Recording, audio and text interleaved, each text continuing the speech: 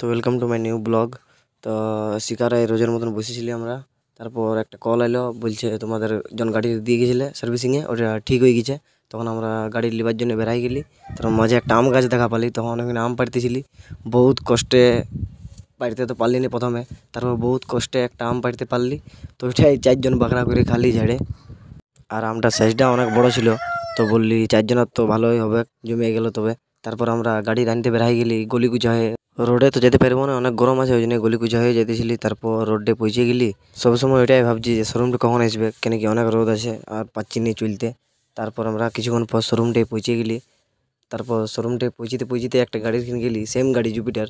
তো ভাবলি এটা আমাদেরই বড়, তারপর দেখছি না, নতুন বড় গাড়িটা। তারপর আমাদের গাড়িটাকে পাই গেলি।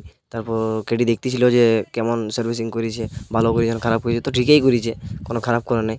গাড়ির দুটো জায়গায় পাম্প ছিল না, তখন আমরা বললি একটু পাম্প দিয়ে দাও দুটো জায়গায়। তারপর পাম্প দিয়ে দিল। তারপর আমরা বেরাই গেলি মাঠ যাবার জন্য, ঘর যাবার জন্য নয়, মাঠ যাবার জন্য। তারপর মাঠে কিছুক্ষণ বসবো, তারপর ঘর যাব। তো আমরা তারপর পৌঁছে গেলি কিছুক্ষণ পর মাঠ। তারপর মাঠে একটু দাঁড়ালি, ছাওড়ায় বসলি কিছুক্ষণ। তারপর আমার কেডি ঘর ছেড়ে আর ও ঘর ছেড়ে গেল। তো কেমন লাগলো ব্লগটা, আশা করি সবাই ভালো লেগেছে। যদি ব্লগটা ভালো লেগেছে তো লাইক, কমেন্ট অ্যান্ড সাবস্ক্রাইব করে দেবে। দেখা হবে পরের ব্লগে।